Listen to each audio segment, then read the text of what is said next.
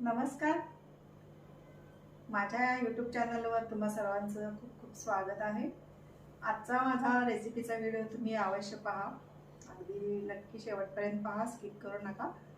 आणि तुम्हाला जर रेसिपी आवडली तर रेसिपीला लाईक करा. चॅनलवर नवीन असाल तर चॅनलला सबस्क्राईब करा, शेअर करायला विसरू नका. चला तर मग फटाफट बनवूया रेसिपी. आज आपण कवठाची रेसिपी बघणार आहोत. हे मी 2 कवठ घेतलेले आहेत. आपण कवठाची चटणी बनवायची आहे. खूप पौष्टिक असतं हे, व्हिटॅमिन सीने भरपूर असतं. शाळेमध्ये असताना आम्ही कायम कवठ खायचो. तर आपण आता बघूया हे फोडून.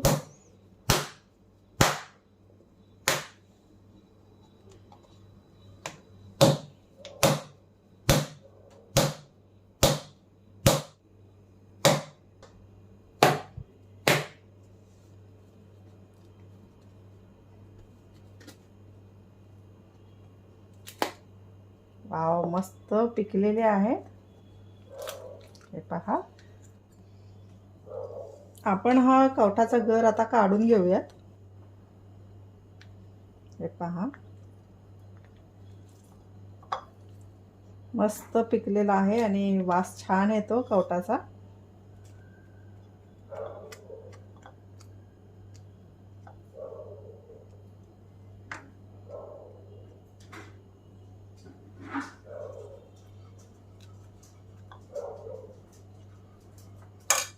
आपण हा गर काढून घेऊया. हे पहा, हे ब्राऊन झालेलं असतं म्हणजे चांगलं पिकलेलं असतं. आणि कच्चा असेल तर घट्ट पण असतं आणि निघत नाही लवकर, मग जरा सफेद असतं गर. तर हा आहे आपला कवठाचा गर. आता यामध्ये ह्या अशा रेषा रेषा असतात, ह्या काढून घ्यायच्या आहेत. आपण आता ह्या अशा रेषा रेषा आहेत त्या काढून घेऊयात.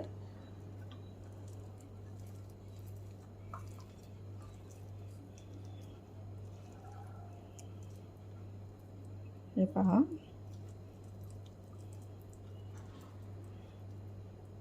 या अशा रेषा असतात, ह्या काढून घेऊया. आपण ह्या गरामधलं जे पण हे धागे असल्यासारखं होतं ते काढून घेतलेलं आहे. हे पहा. आणि आता हा चांगला गर प्युअर आता हा शिल्लक आहे. त्यामध्ये बिया असतात, त्या बिया अशाच बियासकटच घ्यायचं असतं. आणि आपण आता ही चटणी मिक्सरमध्ये करणार आहोत. कारण जसजशी शहरीकरण होत गेलं तसतसं पाटा वरवंटा या गोष्टी नामशेष झाल्या. आता मिक्सर जास्त करून वापरतात. तर माझ्याकडे पाटा वरवंटा नाही आहे, खलबत्ता देखील नाही आहे. लोखंडी आहे, पण त्यापेक्षा मग मिक्सरमध्ये केलेली चांगली राहील. मी मिक्सरमध्ये करणार आहे चटणी. आपण पाहूया कवठाच्या चटणीसाठी आपण काय काय साहित्य घेतलेलं आहे. हे मी कोथिंबीर घेतलेली आहे, थोडीशी मोठी मोठीच चिरून घेतलेली आहे. आपल्याला मिक्सरमध्येच घालायचे आहे. हे आहे सैंधव मीठ, तुम्ही साधं मीठ वापरलं तरी चालेल. ही जिरेपूड आहे छोटा चमचा. हा गूळ आहे थोडा. गुळाचं प्रमाण मी सांगत नाही, कारण कसं आहे, कवठ कधी आंबट असतं, तुरट असतं. तुम्ही थोडंसं टेस्ट करून कमी जास्तच असेल तर तसं कमी जास्त करू शकता प्रमाण. आणि ह्या लसूण पाकळ्या थोड्या घेतलेल्या आहेत. मिरच्या घेणार आहोत आपण थोड्या. मिरच्या घेणार आहोत, तर मिरच्या आपण चिरून मिक्सरमध्ये घालायच्या आहेत. चला आपण आता ही चटणी बनवायला घेऊया. पहिल्यांदा आपण हा गर आहे हा मिक्सरमध्ये घेऊया.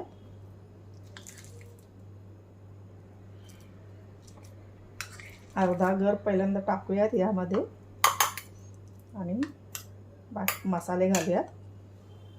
यामध्ये जिरेपूड आहे थोडी, छोटा चमचा. हा गूळ आहे, हा लसूण आहे, ही कोथिंबीर आहे,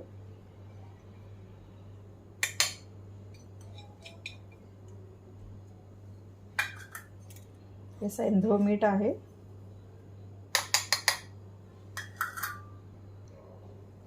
आणि आता आपण ह्या मिरच्या कापून घालणार आहोत यामध्ये. आंबट तिखट गोड अशी करायची आहे. आंबट कवट आहेच, गोडासाठी आपण गूळ घेतलेला आहे आणि तिखटासाठी ह्या मिरच्या घेतलेल्या आहेत. तुम्ही मिरच्या कमी करू शकता. आपण ही 2 कमीच घालणार आहोत. अंदाजे घालायच्या, कारण कवट आंबट किती आहे त्याच्यावर अवलंबून राहील बाकी साहित्य.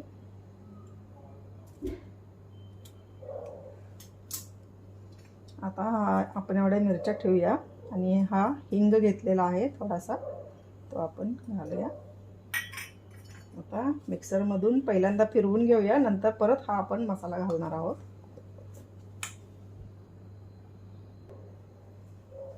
हे पहा, आपण मिक्सरमधून फिरवून घेतलेला आहे. आता हा राहिलेला कवटाचा गर घालायचा आहे. मीठ देखील तुम्ही टेस्ट करून लागत असेल तर अजून घालू शकता.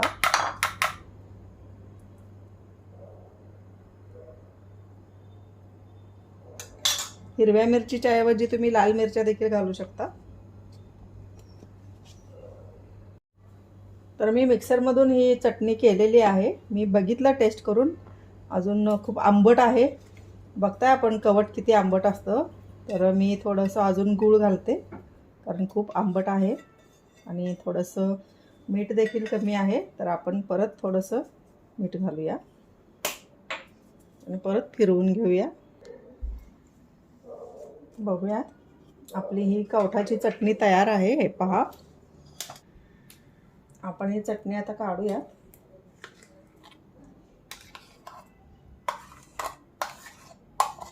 खूप मस्त झालेली आहे.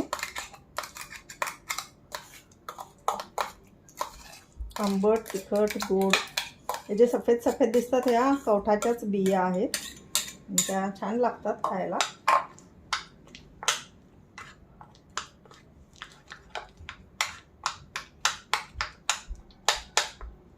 तर ही आहे आपली कवठाची चटणी.